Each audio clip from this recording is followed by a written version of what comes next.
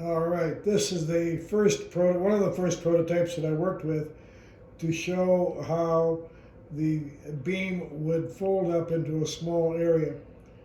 Now this aluminum, or it's actually a ladder, has got hinges on it that allows it to actually open up. So we'll show it, Peg, open it up all the way, all three ways.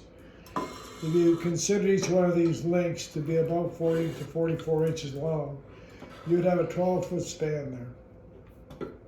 Okay, close it back up again, Vic.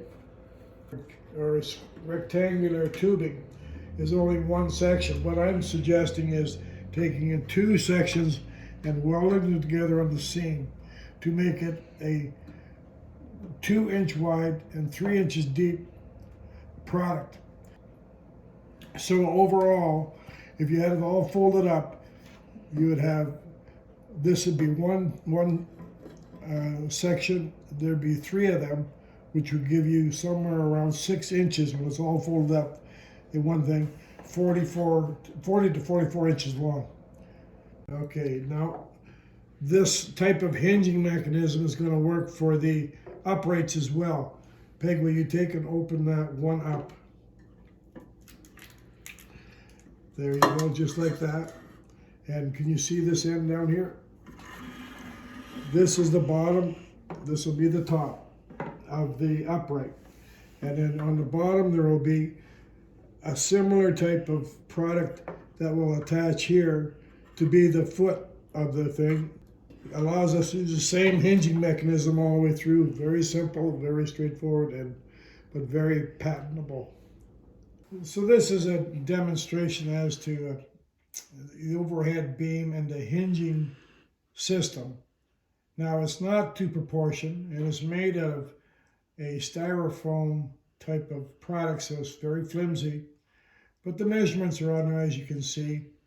And what I want to demonstrate is the actual hinge.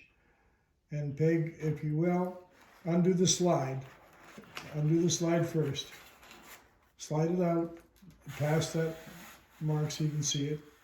There you are. Now bring it back down so you face up. Pull the hinge apart, all the way apart, all the way.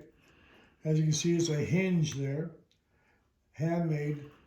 Now, in this area, there will be a blocking mechanism to prevent this from bending this direction, like this. We'll have to put a stop in here to prevent that from bending past 180 degrees. But for demonstration purposes, it will fold the other way only. So fold it back, Peg. As you can see, it comes back on itself all the way up and close it up. And make it even there. There we go. That is the finished product of that hinge. And that hinge itself can be rotated 100 or 90 degrees so that the system will work the other direction. It'll work like that if that hinge is turned the other way. And it can work that way, the way I've designed it. So set it back down. Now open up the hinge and turn it and put it back together, Peg. Close it right up, slide it really tight. And close the joint up and slide your slide, which is the slide on the side here, slide it to its locked position to lock that joint. Now, bear in mind, this is very, very flimsy material, so with precision machining, it will work much better. Now, show how stiff that joint is. It will not bend.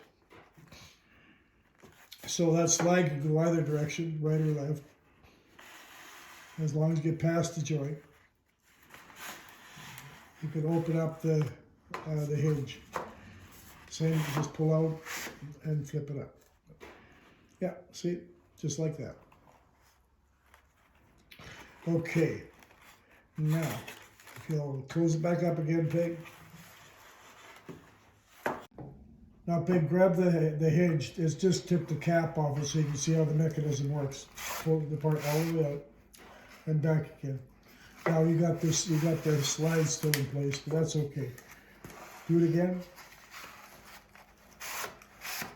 And that way, that's your hinge. Okay, now turn it upside, close it up, and turn it upside down.